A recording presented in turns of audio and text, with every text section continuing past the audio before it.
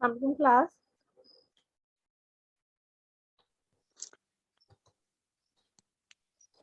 वालेकुम सलाम मैम।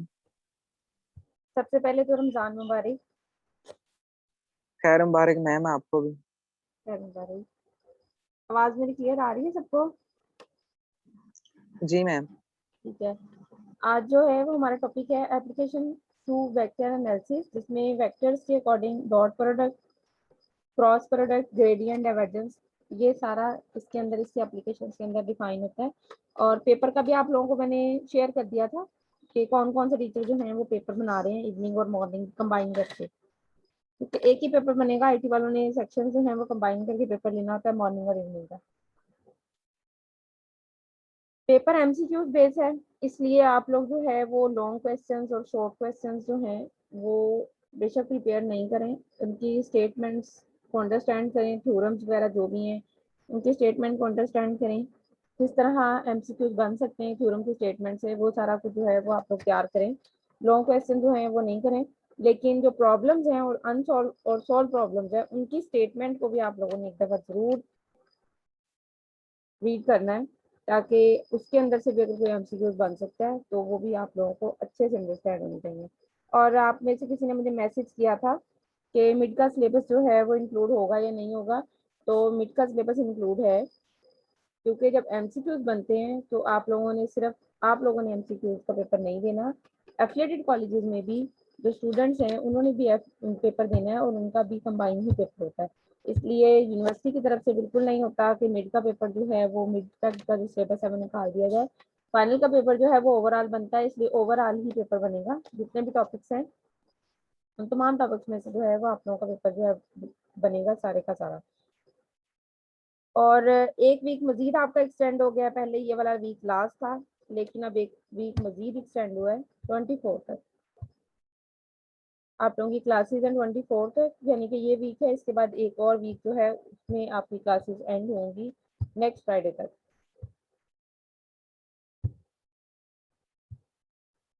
आप लोगों का ओवरऑल तकरीबन जो है वो 98% जो है वो सिलेबस कवर हो चुका है। जो 2% रह गया है वो हमारे पास जो अब 5 लेक्चर्स हैं आज के बाद, उनके अंदर कंप्लीट मैं आप लोगों को सारा करवा दूंगी, ताकि आप लोगों को भी प्रॉब्लम नहीं होगी एमसीक्यूज के लिए। अब सबसे पहले तो है हमारे पास यहाँ पे एप्लीकेशन टू वेक्टर एनालिसिस, इसके अंदर सबसे फर्स्ट टॉपिक है डॉट प्रोडक्ट है। डॉट प्रोडक्ट हमने लेनी है, दो वेक्टर्स की डॉट प्रोडक्ट है और वो हमने शो करनी है इन समीशन कन्वेंशन के, वो किस फॉर्म में शो होगी। जब हम दो वेक्टर्स की डॉट प्रोडक्ट लेते हैं तो सेम के साथ जब डॉट प्रोडक्ट लेते हो, यानी कि यूनिट टेंजेंट वेक्टर्स के अकॉर्डिंग आई डॉट आई लेंगे तो हमारे पास क्या आंसर आएगा 1। जे डॉट जे लेंगे तो फिर भी आंसर आएगा 1। के डॉट के लेंगे 1 आएगा। उसके अलावा बाकी जितने भी डिफरेंस वाले हैं वो सारे के सारे यहाँ पे 0 हो जाएंगे और सिर्फ यही कंडीशन रह जाएगी। यहाँ पे ए और बी कोई से भी दो वेक्टर्स में चूज किए, A1 A2 A3 and B1 B2 B3, ये बी के लिए चूज किया रिस्पेक्टिवली। कहते हैं देन ए डॉट बी लेंगे हमारे पास, तो ये कंडीशन बनेगी A1 B1 plus A2 B2 plus A3 B3 और इज इक्वल टू में इसको फिर समीशन कन्वेंशन में मेंशन करेंगे। तो आप यहाँ पे आई और आई की जगह पे कोई सा भी इंडिसेस चूज कर सकते हो, जे के एल एम एन कुछ भी चूज कर ले। यहाँ पे जरूरी नहीं आई चूज करें, यहाँ पे जस्ट उसने वैसे ही आई चूज किया। ये आई बिल्कुल वो ए आई और बी आई वाली कंडीशन नहीं है, ये इंडिसेस को डिफाइन किया समीशन कन्वेंशन के अंदर कन्वर्ट करके। इससे रिलेटेड आगे एक थ्योरम है, prove that if A I and B J are the components of two first order tensors a and b respectively। a और b कोई से भी दो वेक्टर्स हैं, उसके अकॉर्डिंग फर्स्ट ऑर्डर के ये दो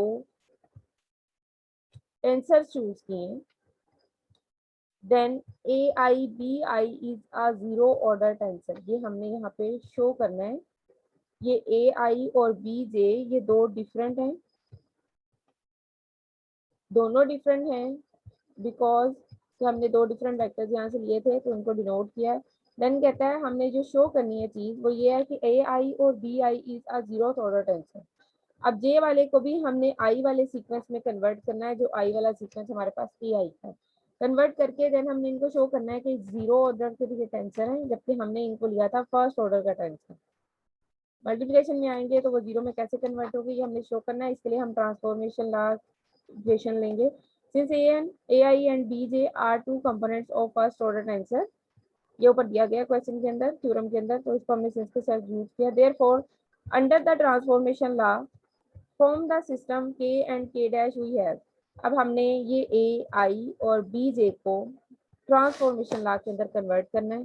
तो ये किसके ऑर्डर के टेंसर थे? फर्स्ट ऑर्डर के टेंसर थे। तो ये कंडीशन हमारे पास बनेगी ए आई के लिए और सेकंड वाली कंडीशन बनेगी बी जे के लिए। और हमने यहाँ पे क्या डिनोट करना है? ए आई एंड बी आई। तो फर्दर हम इन दोनों को मल्टीप्लाई करेंगे क्योंकि इसी के अंदर से मल्टीप्लिकेशन से हमने इसको डिनोट करना है।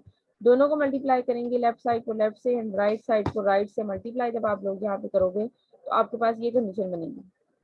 अब हमने इसे डिनोट ये करना है कि ये जीरो ऑर्डर के टेंसर है, यानी कि इसके साथ कोई डायरेक्शन कोसाइन नहीं आएगा। और सेकेंडली ये कन्वर्ट भी हो जाएंगे, B I B J B I में कन्वर्ट हो जाएगा। सेटिंग करेंगे हम यहाँ पे एम एंड एन दोनों को इक्वल लेंगे।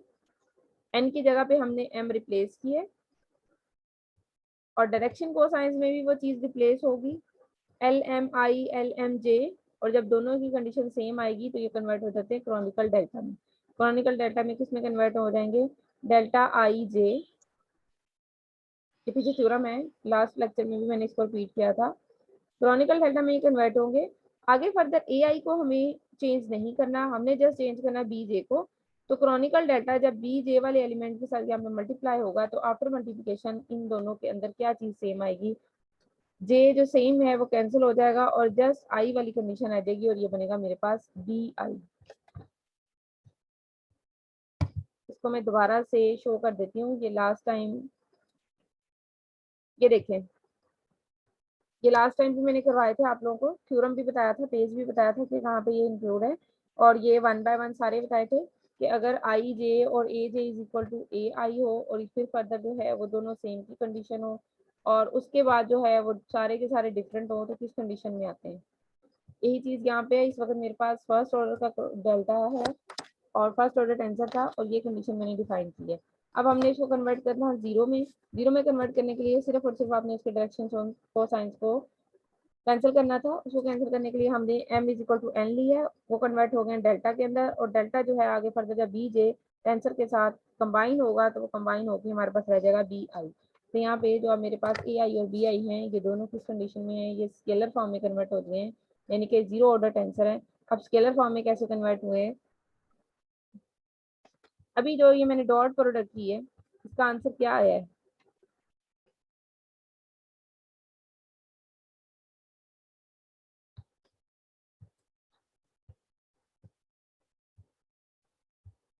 भाई यहाँ पे एक वेक्टर लिखती हूँ, बिल्कुल सिंपल वेक्टर लिखती हूँ। a is equal to X I, vector लेके साथ को डिनोट करते हैं,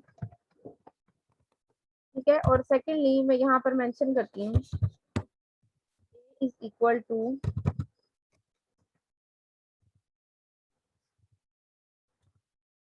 दोनों में क्या डिफरेंस है? मैंने इनके ऊपर वेक्टर का साइन नहीं अप्लाई किया। दोनों में क्या डिफरेंस है?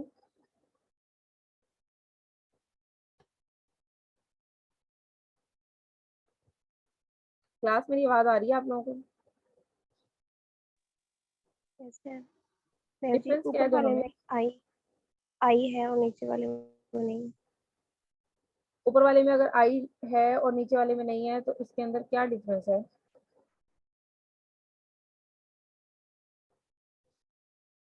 मैम जी ऊपर वाले में आई की वैल्यू पुट करेंगे 3 दफा तो वो 3 एलिमेंट बन जाएंगे और नीचे वाला एक ही रहेगा।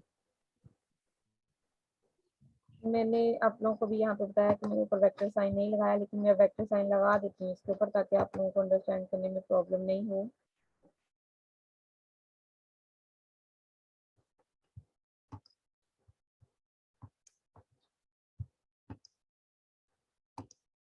अब बताएं।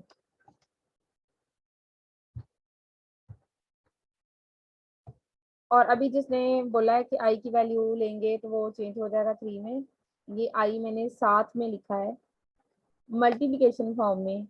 उसके सब स्क्रिप्ट में नहीं लिखा कि उसको वो डिनोट करे कि ये समीशन कन्वेंशन है। ये समीशन कन्वेंशन नहीं है इस वक्त, क्योंकि मैंने उसे साथ में मेंशन किया है और मैंने बोला भी है कि आई जो है यहाँ पर इस वक्त वो यूनिट टेंजेंट वेक्टर की फॉर्म में, यूनिट वेक्टर आप इसको सिंपल बोल रहे हैं, ये यूनिट वेक्टर है। ए जो है ये वेक्टर फील्ड है, उसके अंदर उसके एलिमेंट्स हैं। अब इन केस अगर मैं इसे मजीद एक्सटेंड कर दूं, पूरा ही वेक्टर लिख देती हूँ आई जे के में,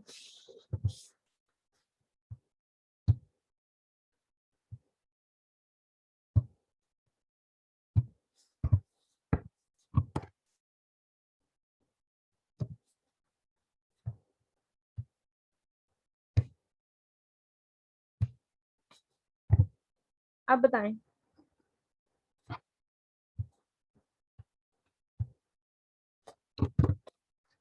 नीचे फर्दर मैं मजीद ऐड कर दूं या जैसे रहने को कोई इफेक्ट नहीं पड़ेगा। ऊपर इस वक्त वेक्टर फील्ड के जो एलिमेंट्स हैं एक्स वाई जी, उसके साथ उनके यूनिट वेक्टर्स आ रहे हैं जो उसे डिनोट करें कि ये पूरी वेक्टर फील्ड जो है कोऑर्डिनेट्स के अंदर डिफाइन है। जबकि जो सेकंड में मैंने मेंशन किया है ये एक वेक्टर है, बट ये स्केलर वेक्टर है क्योंकि इसके यूनिट वेक्टर जो हैं वो साथ में डिफाइन नहीं है। ठीक है, क्लियर हुआ है थोड़ा सा? जो हमने डॉट प्रोडक्ट की है ए और बी की, अब मुझे लगता है मुझे उसे भी दोबारा से एक्सप्लेन करना पड़ेगा। ए इज इक्वल टू, अब मैं यहाँ पे इसके ऊपर वेक्टर का साइन नहीं लगा रही, ठीक है, एज इट इज ही लिखूंगी। ए इज इक्वल टू, एलिमेंट्स थे इसके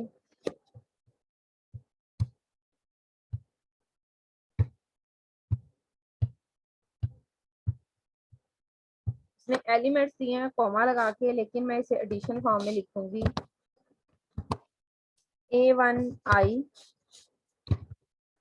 प्लस आई भी नहीं लिखती बल्कि मैं ई वाले में लिखती हूँ जो आगे यूज होना है, ताकि आप फिर भी कंफ्यूज नहीं हो,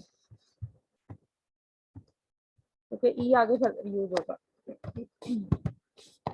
A1e1 प्लस A2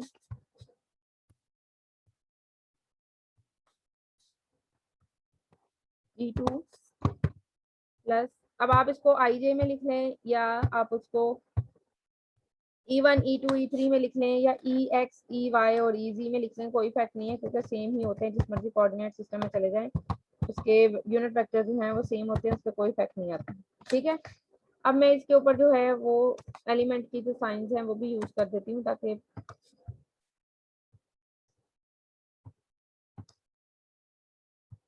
ये हो गया एक वेक्टर ए। अब एक वेक्टर जो सेकंड वाला उसने वहां पे मेंशन किया था वो वेक्टर था बी, मैं इसी के अंदर चेंजिंग करूंगी, इसे कॉपी पेस्ट करती हूँ।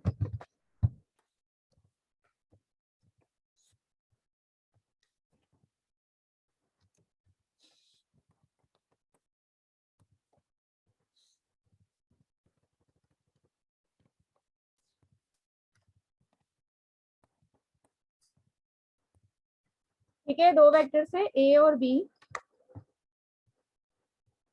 अभी डॉट प्रोडक्ट पे फिर मैंने वापस रिपीट किया है, डॉट प्रोडक्ट पे ए और बी के एलिमेंट्स उसने दिए हैं।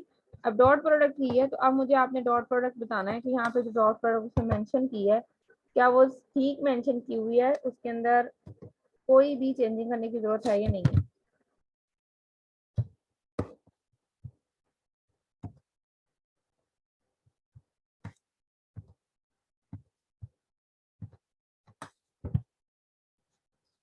ए डॉट बी इक्वल टू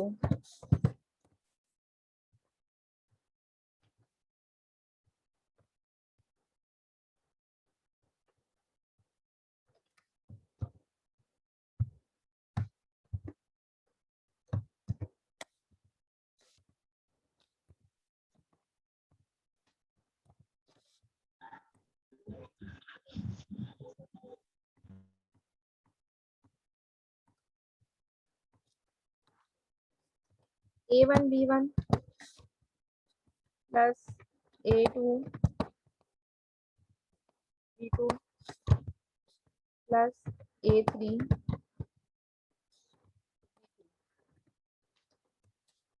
देखिए दोनों की डॉट प्रोडक्ट मैंने यहाँ पे लिखी है, उसने वेक्टर्स को उसने एज ही एलिमेंट्स बता दिए थे सिर्फ और सिर्फ, और उसकी डॉट प्रोडक्ट के बाद उसने ये आंसर मेंशन वहाँ पे किया। अब मैंने उनको चेंज किया है यहाँ पे इस कंडीशन के साथ,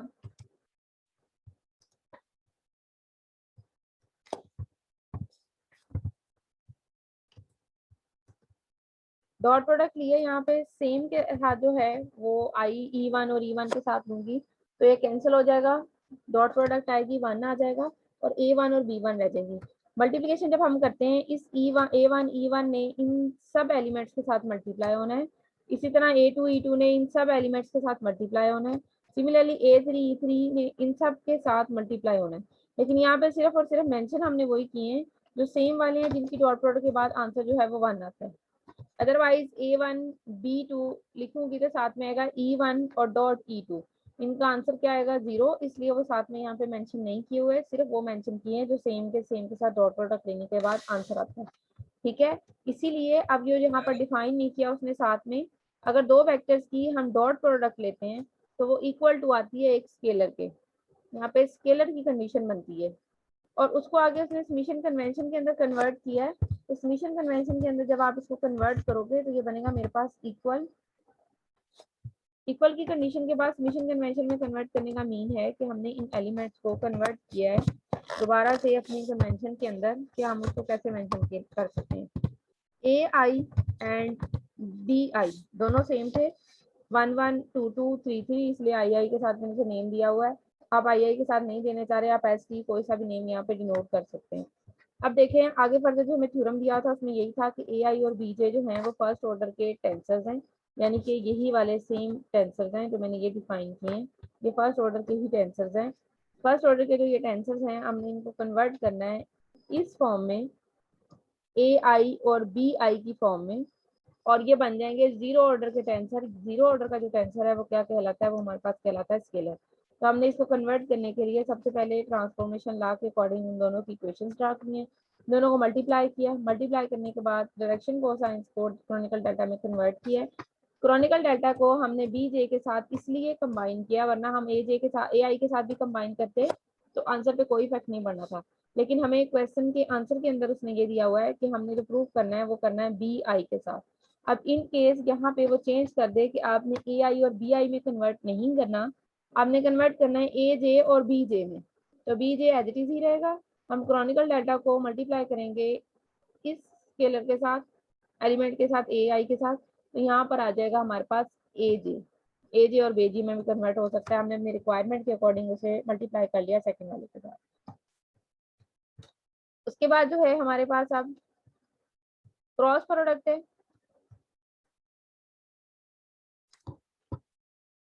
दो वेक्टर्स हैं A एंड B, उनके एलिमेंट्स हैं A1 A2 A3 and B1 B2 B3 के फॉर्म में रिस्पेक्टिवली। दोनों की क्रॉस प्रोडक्ट यहाँ पे मेंशन की हुई है कि ये क्रॉस प्रोडक्ट बन रही है। अब ये क्रॉस प्रोडक्ट किसी को समझ आ रही है या मैं इसको एक्सप्लेन करूँ पूरा डिटेल से?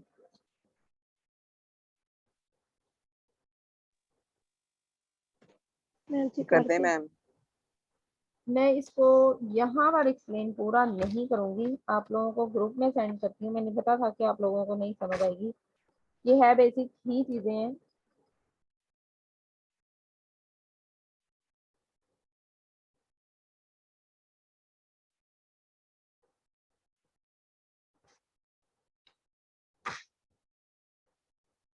मैंने ग्रुप में सेंड किया पिक्चर। जैसे आप लोग पहले वेक्टर्स को मल्टीप्लाई करते थे, क्रॉस प्रोडक्ट लेते हैं, सेम एज इट इज ही यहाँ पे क्रॉस प्रोडक्ट है उनकी, मैंने ग्रुप में सेंड की है, इसे एक दफा देखें जल्दी ओके से। मैम जी, देख ली। ठीक है, उसी तरह ही है जैसे पहले बेसिक करते थे, उसी फॉर्म में लिखी हुई है। यहाँ पे डायरेक्ट उसने सिर्फ और सिर्फ आंसर लिखा हुआ है, क्योंकि आप इस लेवल पे हो कि अब आप डायरेक्ट यहाँ पे आंसर ही लिखो। नहीं समझ आ रही तो आप उसको बिल्कुल डिटेल से भी कर सकते हो, कोई जरूरी नहीं है डायरेक्ट आंसर ही लिखना है। ठीक है, उसके बाद अब उसने कन्वर्ट किया इन्हें अल्टरनेटिव टेंसर के अंदर, ताकि फर्दर हम इसे कन्वर्ट कर सकें। अब देखें ये चीज है मेरे पास, ये वाली फॉर्म है। ऊपर जो हमने डॉट प्रोडक्ट ली है उसको समीशन कन्वेंशन में कन्वर्ट करना बहुत इजी था। कि वो A1 B1 A2 B2 and A3 B3 की कंडीशन थी, तो आप डायरेक्टली ही उसे सबमिशन कन्वेंशन में कन्वर्ट कर सकते थे। अब इस चीज को सबमिशन कन्वेंशन में कन्वर्ट करके आगे बिकॉज हमने इसको यूज करना है, इसको सबमिशन कन्वेंशन में कन्वर्ट करना है, लेकिन यहाँ पे देखें हर एक के अंदर डिफरेंट कंडीशन आ रही है। तो इसको सबमिशन कन्वेंशन में कन्वर्ट करने के लिए हमने इसे कंपोनेंट्स के अकॉर्डिंग डिफाइन करना है अल्टरनेटिव टेंसर के। यहाँ पे C I is equal to alternative tensor के अकॉर्डिंग यहाँ पे इसलिए मेंशन किया है ताकि जब हमारे पास सेम की कंडीशन आएगी तो वैसे ही जीरो हो जाएगा। दो एलिमेंट जब सेम होते हैं अल्टरनेटिव टेंसर के अंदर तो वो जीरो हो जाता है। और सेकेंडली जब हम डायरेक्शन ऑपोजिट लेते हैं तो वो नेगेटिव आंसर देता है, डायरेक्शन डायरेक्टली लेते हैं तो वो पॉजिटिव आंसर देता है, इसलिए यहाँ पर अल्टरनेटिव टेंसर को यूज किया गया है। अदरवाइज हम इसको ट्रांसफॉर्मेशन लॉ के अकॉर्डिंग कर सकते थे, लेकिन वहाँ पे करने के लिए ये चीज़ नहीं आनी थी, क्योंकि ट्रांसफॉर्मेशन लॉ के अंदर ये चीज़ नहीं बनती। A2 B3 और माइनस के साथ एलिमेंट्स नहीं आते, एज इट इज ही एलिमेंट्स आते हैं, एडिशन या सब्ट्रैक्शन की फॉर्म में जो भी आप लेना चाह रहे हो वो वहाँ पे मेंशन नहीं होती। तो इसलिए हमने अल्टरनेटिव आंसर यहाँ पे यूज किया है C1 C2 C3, यानी कि इस C के एलिमेंट्स जो A1 B1 को मल्टीप्लाई करके आए थे, यानी कि ये एलिमेंट्स A2 B2 को मल्टीप्लाई करके, यानी कि जो एलिमेंट्स बीच वाले हैं वो ये हैं, फिर उसके बाद ये कंडीशन है, यानी कि जो C बन रहा है उसका C1 ये है, C2 के एलिमेंट्स ये हैं और ये C3 के एलिमेंट्स हैं। ठीक है, ये चीज़ यहाँ पे अब उसने शो की है कि अगर यहाँ पे मैं सबमिशन कन्वेंशन में इस कंडीशन में लिखता हूँ तो लिखने के कंडीशन के अकॉर्डिंग ये मेंशन भी होते हैं कि ये किस फॉर्म में है। C1 C2 C3 आई के अकॉर्डिंग लिया है, तो पहले ऊपर वाली ये जो हमने इक्वेशन को नेम दिया 1, इसके अंदर आई की वैल्यू ली है 1, सेकंड वाले में लिया आई की वैल्यू 2 एंड थर्ड मैंने थर्ड वाला एलिमेंट डिफाइन करना, तो आई की वैल्यू मैंने क्या लिया यहाँ पे 3। अब आगे जे और के की वैल्यूज को हमने यहाँ पे सब्स्टिट्यूट करना है। अब देखें यहाँ पे सिर्फ और सिर्फ दो वैल्यूज लिखी हैं। अब आप लोगों ने थोड़ा सा ध्यान से करना है, मैंने पूरा डिटेल नहीं करनी इसकी, मैंने सिर्फ यहीं से इसको एक्सप्लेन करना है। यहाँ से जे और के, जब J1 लूंगी कितने ये बनेंगे एलिमेंट्स, अभी दो रहती हैं, एक को मैंने कंबाइन किया है, आपके पास 6 कॉम्बिनेशंस बनेंगे, 6 भी नहीं सॉरी 9 कॉम्बिनेशंस बनेंगे, जिसमें से सिर्फ 2 कैसे रहते हैं वो एक्सप्लेन मैं कर रही हूँ। यहाँ पे जे को मैंने वेरी करना है 3 एलिमेंट्स तक, जे को 1 2 3 लेना है, फिर के को भी 1 2 3 लेना है। जैसे ही मैं जे को 1 लूंगी तो ये देखें ये 1 ऑटोमेटिकली है, जे भी 1 हो जाएगा, तो ये क्या हो जाएगा यहाँ पे 0। अल्टरनेटिव टेंसर के अंदर जब दो टेंसर जो हैं एलिमेंट जो है वो सेम होते हैं तो वो क्या हो जाता है 0, तो ये 0 हो जाएगा। उसके बाद यहाँ पे 2 लेंगे, 2 के अकॉर्डिंग मुझे के चेक करना पड़ेगा कि के क्या लिया। आप इसको सिंपल इस वे में कर लें, मैं इसके अंदर एक एक्सप्लेन कर देती हूँ, ठीक है, इसी कंडीशन के अकॉर्डिंग।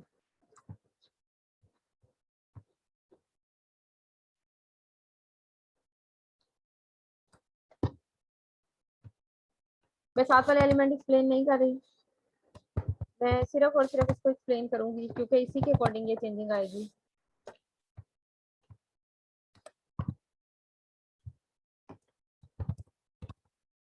और मैं यहाँ पे एक्सप्लेन कर रही हूँ, ठीक है, इज इक्वल टू,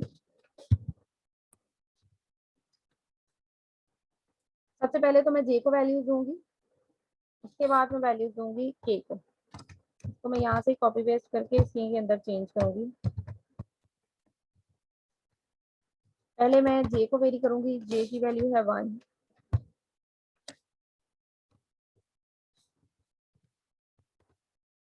सेकेंडली जे की वैल्यू क्या बनेगी यहाँ पे 2, और थर्ड वाले में हमारे पास जे की वैल्यू आएगी 3। अब हमने वैल्यूज देनी है के को, यहाँ पे मैं अब के को वैल्यूज दूंगी इक्वल टू, सबसे पहले के को यहाँ पे 1 2 3 का नेम देंगे, इसके अंदर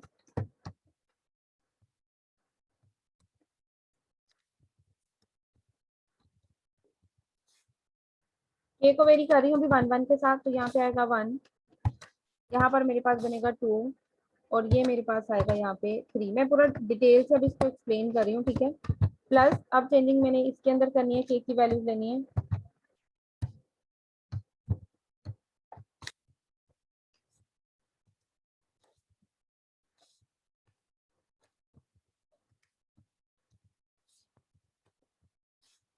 में वैल्यू आएगी मेरे पास k की 1 और यहाँ पे मेरे पास k की वैल्यू 2 एंड फर्दर ये मेरे पास आएगी k की वैल्यू 3।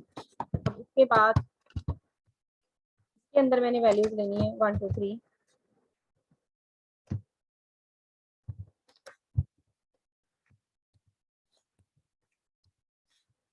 आप लोगों ने मुझे बताना है कि कौन सा जो है वो 0 होता जा रहा है और किसकी वजह से साइन जो है वो नेगेटिव आएगा।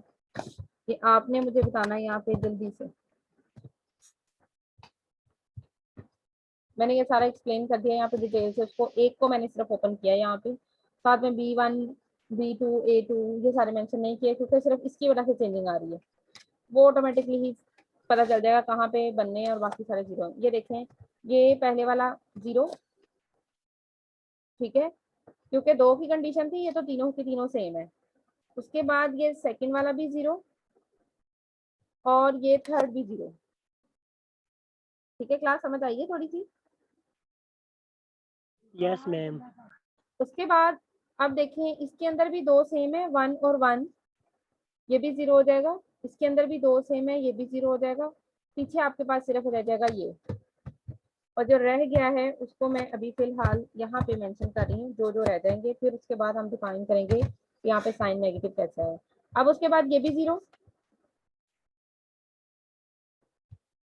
यहाँ पे मैंने थोड़ा सा 3 आना है, ठीक है, और ये वाला रह जाएगा क्योंकि ये सेम नहीं है,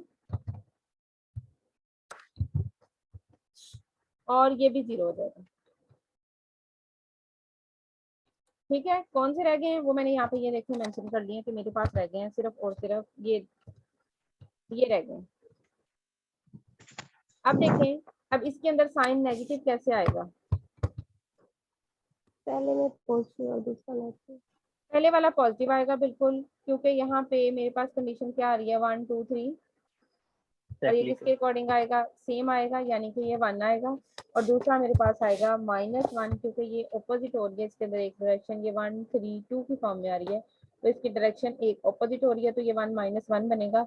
ये कटिंग नहीं होगी क्योंकि मैंने इसके साथ ये A J और B के इसको वेरी करके नहीं लिखा, इसके अकॉर्डिंग जो साथ में बन रहे हैं वो ये कंडीशन आएगी, और सिर्फ ये एलिमेंट्स यहाँ पे 1 और दूसरे माइनस आएगा, तो ये रह जाएगा। ठीक है, सिर्फ सेम वाले ही कटिंग किए हैं, पूरा एक्सप्लेन करना चाह रहे हैं तो आप उसको एक्सप्लेन कर लें जैसे मैंने डिफाइन किया, अदरवाइज आप उसको डायरेक्टली भी मेंशन कर सकते हो।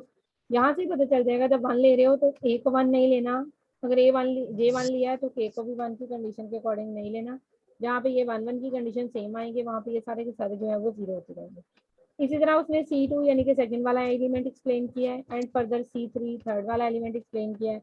नेम दिए A क्रॉस B का 1 एलिमेंट, A क्रॉस B का सेकंड और A क्रॉस B का 3 एलिमेंट, यही हमने A क्रॉस B किया है। इसके साथ एलिमेंट जो बने हैं, ये इसका 1 एलिमेंट था, ये इसके सेकंड एलिमेंट है और ये थर्ड। उसी को हमने A क्रॉस B को इसी का नेम दिया है, और फर्दर कहता है हम इसको मेंशन कर सकते हैं A cross B I is equal to this form, ताकि हमने जो मेंशन की है ऊपर यही वाली फॉर्म उसने मेंशन कर लिया है यहाँ पे। ठीक है, अब आगे उसने उसको कन्वर्ट किया है यहाँ पे नोट में जाके इसके वेक्टर्स के अकॉर्डिंग। अगर आप लोगों के पास इस वक्त दोबारा से पेज ओपन करें जो मैंने आप लोगों को सेंड किया है, उसके अंदर देखें जब मैंने मल्टीप्लिकेशन की है तो मल्टीप्लिकेशन में साथ में I J K आ रहा है, और जब लास्ट वाली मैंने लिखी हुई है कॉमा के साथ, यानी कि उसको एडिशन से खत्म करके वेक्टर को लिखा है, तो I J K मेंशन नहीं किया। जब एडिशन से खत्म करके हम वेक्टर की फॉर्म को लिखते हैं तो साथ में I J की फॉर्म नहीं आती, कॉमा लगाते हैं, लेकिन उसका मतलब यही होता है कि वेक्टर है जिसको हमने कॉमा की फॉर्म में मेंशन किया है।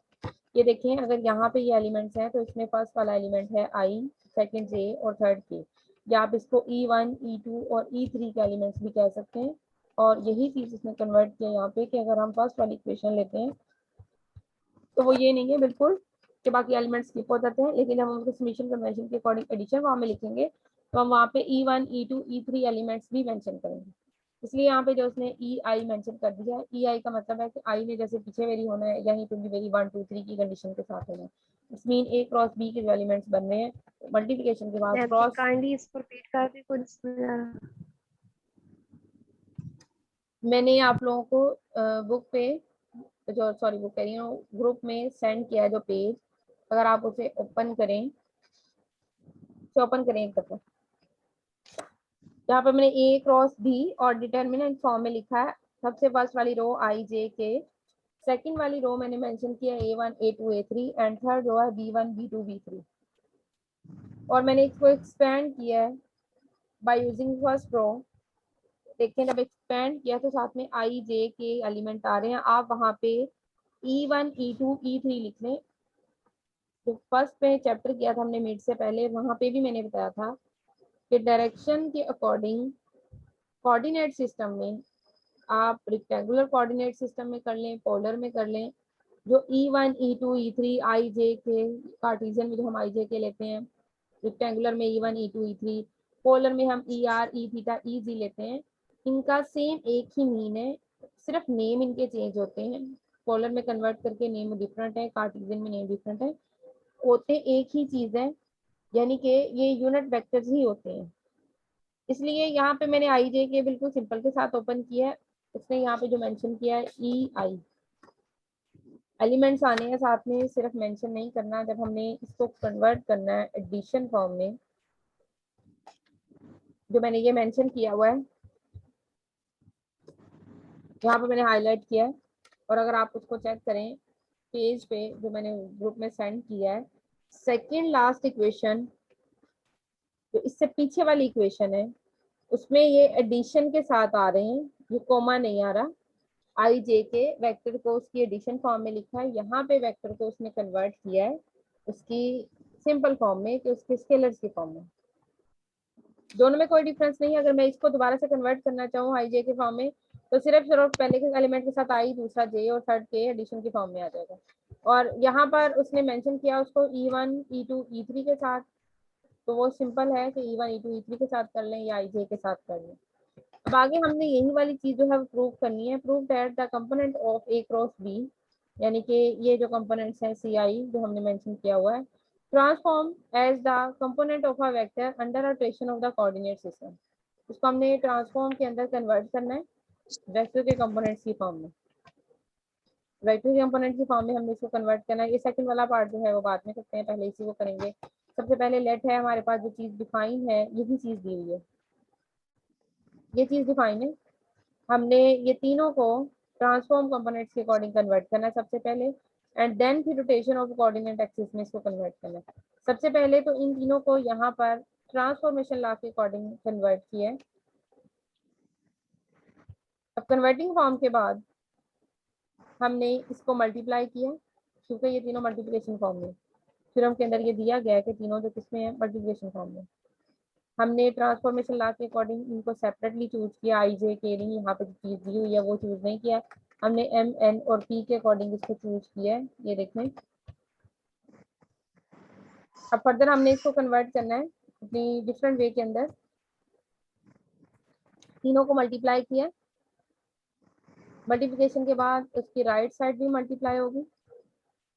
अब जब मल्टीप्लिकेशन के बाद हमने इसको किस में कन्वर्ट करना है, अपनी रोटेशन फॉर्म में कन्वर्ट करना है।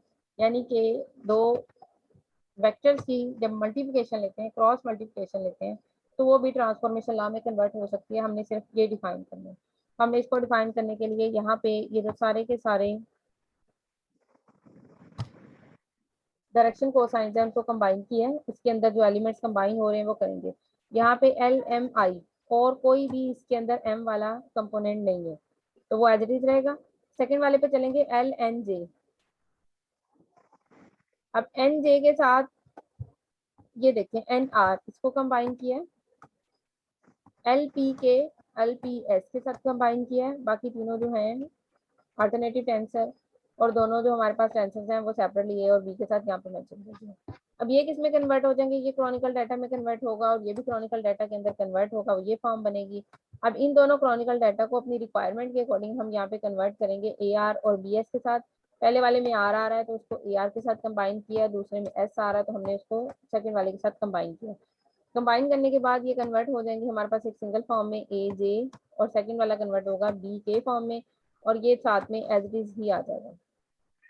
और फर्दर नेक्स्ट ये हमने किसके इक्वल लिया हुआ है, ये हमें क्वेश्चन के अंदर थ्योरम के अंदर गिवन है कि किसके इक्वल है, CI के इक्वल गिवन है, और इसको हमने ऊपर पीछे प्रूव किया CM डैश के इक्वल है।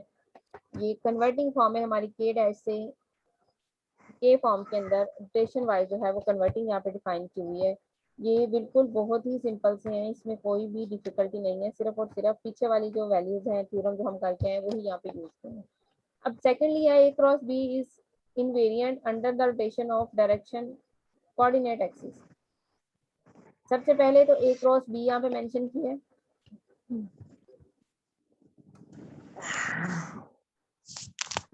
उसके बाद ए और बी के हिसाब से सेपरेटली हमने यहाँ पे कन्वर्ट किया ट्रांसफॉर्मेशन इक्वेशन में। E M N P A N dash P dash की फॉर्म में ए एम आई डायरेक्शन हमने ली है यहाँ पे डायरेक्शन को साइन के अकॉर्डिंग एल एम आई और फर्दर जो है हमारे पास यहाँ पर क्या बनेगा एप्सिलॉन, ये क्रॉनिकल डेल्टा के अकॉर्डिंग यहाँ पे डिफाइनिंग करनी है हमने फर्दर नीचे जाके, तो हमने वैल्यूज को यहाँ पे डिफाइन किया। आल्सो ई एम डैश अगर कहता है सेपरेट ले रहे हैं यानी कि हमने उसकी रोटेशन वाइज उसको डिफाइन करना है कोऑर्डिनेट एक्सिस के अंदर। तो कोऑर्डिनेट एक्सिस के अंदर हमारे पास यूनिट वेक्टर्स भी होते हैं ई आई ई जे और ई के फॉर्म में या E1 E2 E3 फॉर्म में। तो यहाँ पे कोऑर्डिनेट के अकॉर्डिंग यूनिट वेक्टर को भी कन्वर्ट किया उसने ट्रांसफॉर्मेशन इक्वेशन के अंदर, जैसे कि ट्रांसफॉर्मेशन इक्वेशन है फ्रॉम इक्वेशन 5 और 6 दोनों को मल्टीप्लाई किया है। मल्टीप्लाई करेंगे तो राइट साइड पे मल्टीप्लिकेशन फॉर्म बनेगी, डायरेक्शन कोसाइन को मैम जी कंबाइन। जी जी स्टेप 2 जरा कीजिए। स्टेप 2 ये वाला या इससे नीचे इक्वेशन 5 या 6? 5 इक्वेशन 5 इसमें हमने ये जो ऊपर वैल्यू डिफाइन है ए क्रॉस बी की, हमने उसे कन्वर्ट किया है ट्रांसफॉर्मेशन इक्वेशन के अंदर। तो जो हमने लेफ्ट साइड पे मेंशन किए हैं वो के अंदर से हैं, के डैश में से हैं। राइट साइड पे जो मेंशन किए हैं वो के में से मेंशन किए हैं। साथ में डायरेक्शन कौन सी है ट्रांसफॉर्मेशन इक्वेशन में कन्वर्ट किया है, ये ऊपर लिखा भी हुआ है कि हमने इसको कन्वर्ट किया ट्रांसफॉर्मेशन कंपोनेंट के अंदर। ठीक है, उसके बाद ई एम आई को भी हमने यानी कि कन्वर्ट किया है अपना ई आई, इसको भी कन्वर्ट किया अपनी ट्रांसफॉर्मेशन इक्वेशन में। और फर्दर हमारे पास ये कंडीशन बनी है सी आर अटेंडेंस ले लो अगर क्लास में हो तो। उसके बाद तो सिंपल है, डायरेक्शन कोसाइन कंबाइन किए हैं वो क्रॉनिकल डाटा में कन्वर्ट हो गए। क्रॉनिकल डाटा में कन्वर्ट होने के बाद हमने उसको कंबाइन किया अपने ई आर के साथ और वो किस में कन्वर्ट हो जाएगा अपने ई आई में। और